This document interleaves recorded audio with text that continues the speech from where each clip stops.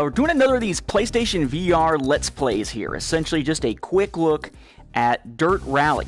Okay, so DiRT Rally released a while ago for PlayStation 4, and it was just a standard, regular PlayStation 4 game. They put out 3 very small little DLCs for different types of vehicles and whatnot, and I didn't really give it much thought because I'm not really a big racing game guy. But I was intrigued by Drive Club VR on the demo disc that came with PlayStation VR. Problem, of course, with Drive Club VR is that it's ugly as sin. I mean, Drive Club is known for looking great, but the PlayStation VR Drive Club is really ugly. So my thought was, well, maybe something like DiRT would be cool if only they would do it in VR. And sure enough, they released recently, just this week actually, a PlayStation VR upgrade to DiRT. And if you do that upgrade, the entire game is playable in VR. Now you'll notice here that what you're seeing me look at right now, assuming this is actually showing it as I'm looking at it, is that sort of cinematic mode. Right, so it's that same kind of gigantic screen as if you're in a movie theater, not actually full VR. Kind of like the way that certain cutscenes play out in Resident Evil 7, which is also a game you can play in full VR, so that it doesn't make you throw up. So I wanted to try this out, and they've actually got a bundle out now that's about $40, I want to say. It's actually a little bit less, I think it's a little bit more than that regularly, a little bit less than that for PlayStation Plus members, that gets you the game, plus the VR upgrade, plus the 3 little miniature DLCs in order to get it. Now, I've only played one quick, time trial type thing here, and really all I'm trying to do is just get a sense of this before I actually try to play it. It is a little more disorienting than most games. This is where the simulation sickness is going to kick in more heavily than for most games. I would say this is the closest to heavy simulation sickness that I've been hit with since Riggs. But Riggs itself, I haven't tried since my brain's kind of gotten more used to it. I didn't really have any simulation sickness with Resident Evil 7. So I just want to give you a sense of where I'm coming from as we jump into the second of the championship races here with a meh, kind of older vehicle, just as we're starting out the game. Notice, again, cinematic mode here. Now I'm in the car. My car is beaten up from the last race, right? You got a guy next to you, which is a little bit weird. I'm not really a racing fan, so maybe this is normal for this type of racing. Hell if I know. Motocross kind of stuff, I guess. But you've got a guy next to you who's like calling out what the turns are going to be on the track. You can see outside. There is no option to view from above or outside the vehicle. 5, when you're playing in VR, 4, you are inside. 3, 2, you got 1, your rear view mirror. go. Yeah, screw the timing, whatever. Here's your steering wheel. You do have a VR body, and the body does whatever is necessary. You can turn on and off the headlights with the left directional pad button, and basically, you're just using R2 60. to drive. I'm pretty sure there's a Level button to turn off those 360. things. Yeah, okay, so 360. Okay, so Left 6 into you're driving with the left stick, using R2, I think I said L2 a second ago. R2, oh shit, no! Yeah, it's not the way I was supposed to go. My bad. into left 3 long 100.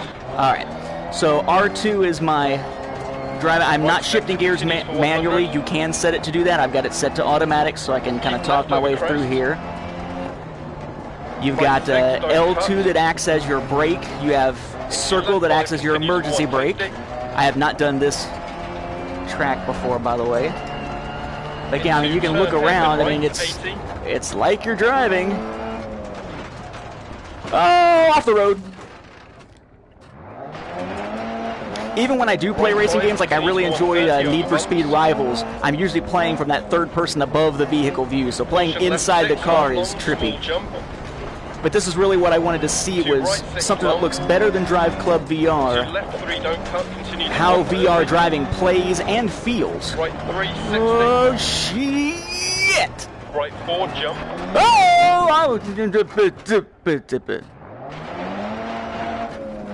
And not a good driver with this. Right 3 tight. Definitely not my type of game, especially inside the cockpit view. But for $40 for all of that, plus, ouch, an experience that Makes me think, hey, maybe this is what Drive Club VR could have been, or what Gran Turismo sports modes would be if it was for the whole game, which apparently it's not going to be.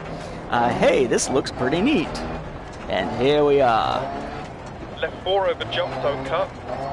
Yeah, I'm quite impressed with the visuals here, though, as opposed to Drive Club VR. I mean, it's still not Right amazing like you would play with a regular game, but left. yes, this is inside the VR headset. And I would note here, this is being played on a PlayStation 4 Pro, and the VR mode is... Oh, shit! Even with emergency brake, I'm screwed there.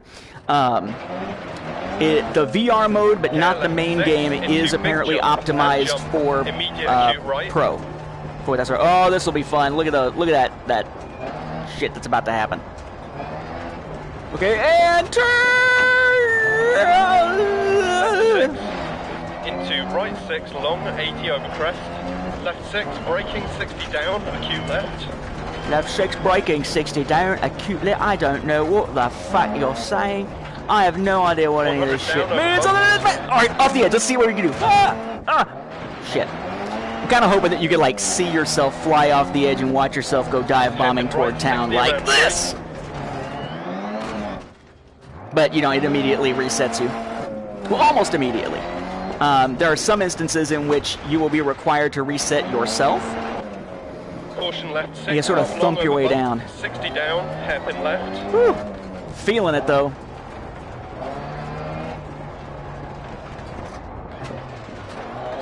Into caution left 4 and down into hairpin right. You can look left and right, kind of see where you're Left going. 6. You probably don't really want to because you'll probably wind up flying off the edge. To right 3 half long. But this is where that whole you need the 60, keep illusion right of over motion kind of thing. Caution left 4, don't cut. Because this is where your brain's like, why am I not feeling this? And that's where the Into simulation left 4, long, sickness 80 comes in. over crest. So again, definitely feeling this more than I felt it with most games. Into left 6. Not quite as heavily as rigs. Into right 6 tightens to 5, 40. Right 6 into left 5 long over crest. Left 5 over bad bump, don't cut. Turn right 3. And right 4. To Sorry. left 5. Left 6, 60, keep left over crest. 80 through dip. I imagine this would be pretty fun playing on a actual wheel controller as opposed to a DualShock 4, to finish. which is what I'm playing. There we go, to finish. Okay, save me. Ta-da! And as soon as you hit the end, as soon as you start hitting menus or anything outside the actual races, you are back in cinematic mode. It's essentially just a giant floating movie screen type thing in front of you. So, yeah. That is what we have here. I'll take back to the menu what there is, assuming it's going to let me go back to the menu. It says loading. Maybe I just want to go back.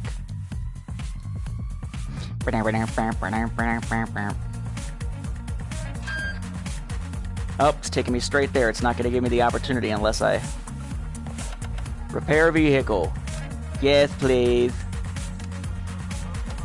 Basically, as I started, is there not a way to go back? There we go. Save and exit to menus with square.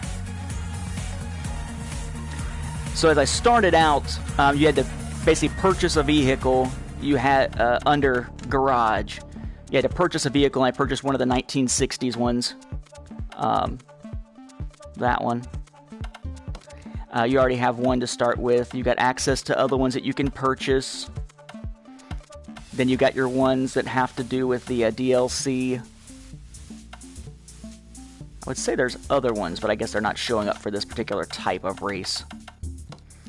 You have your PvP events, online events, custom championships, and championships. That championship was what I was just playing, the first of them, race number 2. And then you've got your crew people, your crew engineers that have to do with fixing your vehicle and whatnot between races from damage and so on and so on. You have a career, you have a league, you can set up custom events, and so on and so on and so on. So, I mean, it is kind of cool. This is definitely not the type of game I would normally play. I know jack about racing games at all. I will admit that up front. Playing a racing game for me is almost like throwing me into playing a soccer game where I don't know shit about the way that soccer actually works. Although I really want to learn by the time the next World Cup comes around so I know and understand it and can actually watch it. It's just one of those things that if you are a racing fan and you like racing games, one of the things we've been really clamoring for within the PlayStation VR player community is we really want a good racing game done in VR, and Drive Club VR really fell short in that respect. It was alright, but for $40, maybe not. This game right now, at least, with PlayStation Plus discount and this limited time offer that they're doing, is just under $40. Again, you get the base game that can be played either in VR or out of VR completely, though, again, your menu and tutorial screens and whatnot are going to look like this, cinematic mode. Plus, you've got the the 3 little quick, like, $2 or whatever they are, DLCs, plus the VR mode, which is about $12 or $13 by itself, added on to the price of the base game, unless you buy it as this bundle. And whether that bundle will exist at a higher price later, don't know. But right now it is at a bundled, discounted, severely discounted price that is even more discounted for PlayStation Plus. So if you've got a PlayStation VR, you like racing games, and you like the idea of playing inside the vehicle, with that being your main option, or a game that you can jump in and out of VR as you like as you progress throughout your career, this would be a good one to check out. For what it's worth, you do have your co-driver mode that you can turn on and off. You can have your co-driver be someone, I haven't tried this, but you can have someone using the social screen watching the regular television while you're in VR, and they're assisting you as a co-driver, which is kind of cool. And you can turn on and off, again, VR mode as you like. So, for what it's worth, I would say that if you're choosing between this and Drive Club VR, it should be an absolute no-brainer. Pick up Dirt Rally. Again, on sale now. No, I'm not a spokesperson for it. I just want to try to point you in the right direction of really cool PlayStation VR experiences. And if you're a driving game aficionado, this seems like it's a pretty fun and immersive environment, and certainly looks nicer than what we got with Drive Club VR at launch. Coming up later this week, I will be doing a VR first look and Let's Play at Mervils, a VR adventure. The company behind that actually reached out to me a few days ago, providing a code saying, hey, we've seen your PlayStation VR Let's Plays. We would love it if you could check out our new game and do some Let's Play with it to show people what it's like, to help us sort of get the word out about it. So I was very stoked to do that. First time somebody's offered that. I do that for Star Wars books from Lucasfilm Press, Disney Lucasfilm Press, and Del Rey, but haven't done that for a PlayStation VR game before, so that's very cool. Game launches for that on Tuesday, so hopefully either Tuesday or Wednesday, you'll be seeing another of these Let's Plays, this time for Mervils. But this has been Nathan B. Butler taking a look at PlayStation VR's Dirt Rally. Hope you enjoyed it. Hope this helps you make a decision on whether or not this is worth picking up yourself, and we'll be back with more Let's Plays as content warrants it.